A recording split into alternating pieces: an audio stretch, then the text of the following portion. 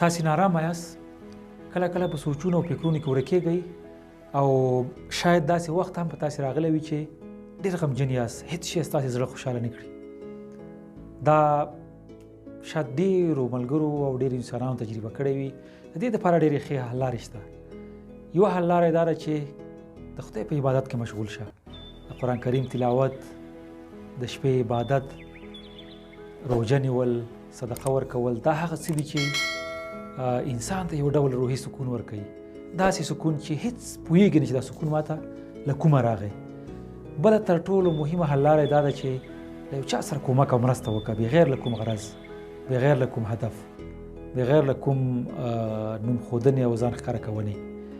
له نورو سره مرسته کول هغومره روحي سکون لري چې په بل شي کې به پیدا نه کوي.